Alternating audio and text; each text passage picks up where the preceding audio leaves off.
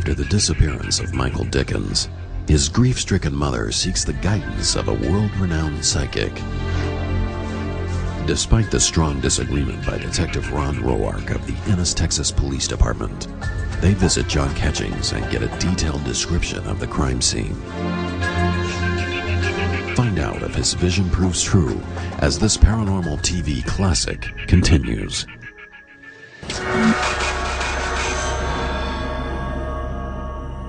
There was approximately 8 things that I could tell you that Mr. Catchings advised me, which I might add that he puts on tape. He gives you a copy of a tape for you to listen to and to also verify his story. He told me that he would be in a shallow creek bed. He told me he'd be covered with debris. But the main thing to this whole case involving the psychic term was the fact that he told me that there would be a shoe on top of his grave.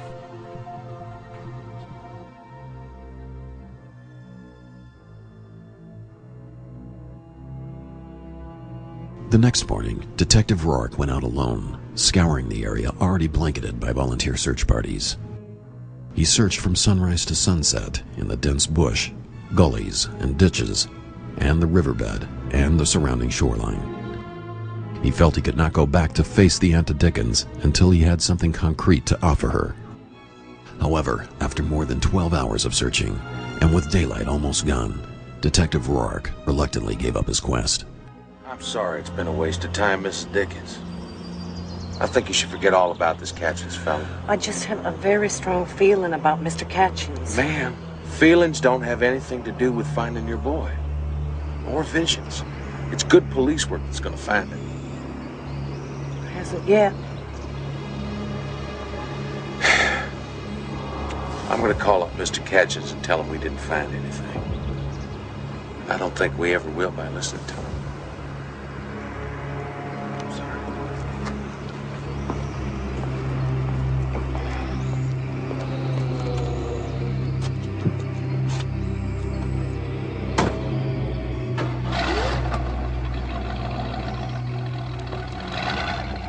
I walked out there for 6 hours and it didn't do any good. I was afraid of this. The mother is quite upset. Did you take 2 policemen with you, like I said? No, I went alone. Well, go back out there again. After listening to the tape I made for you, do exactly like I said. Take 2 officers with you. Will you do that? I don't know. A believer in hard evidence, Detective Roark left the office frustrated and angry. The next morning, as he arrived for work, Detective Roark was met with Mrs. Dickens' unrelenting persistence. Hello, Mrs. Dickens. I talked to Mr. Catchings. Yes, ma'am. You've got to go back down there, please. Mrs. You've Dickens, just got to. Mrs. Dickens, I understand how you feel. This is a terrible situation. But I think this Catching guy is a cruel waste of time. Officer Roark, please. Just do as Mr. Catchings asked. Please. All right. All right.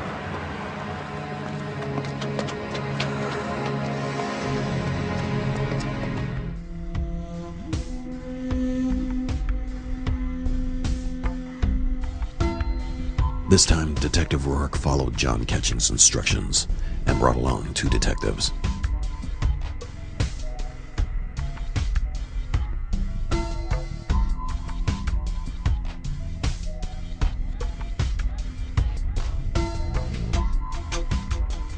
The 3 skeptical men searched the huge area for some time.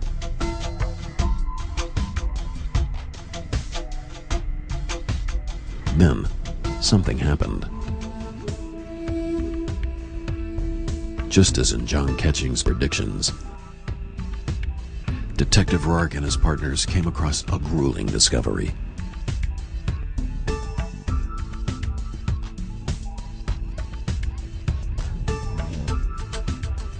Detective Roark saw the pathway to the house John Catchings described.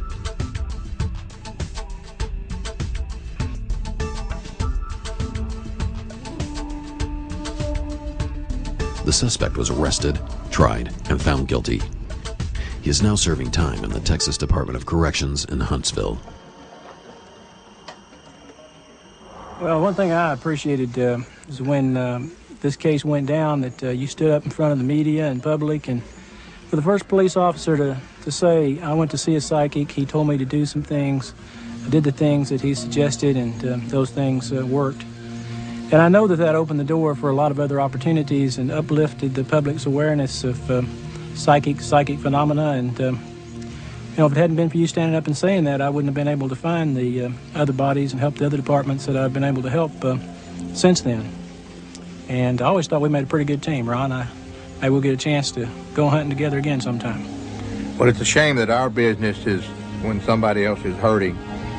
But on the phone that I've told all these police officers, all these investigators that's called, when you've gone through all the normal law enforcement leads, when you've tried everything you can try, when you've got that mama sitting there crying night after night holding that son's picture of that daughter, the thing that you've got to do is you've got to take that one more step. If you don't take this step, then you have not completed. You have not done everything humanly possible to help these parents, because there's no hurt like a lost child.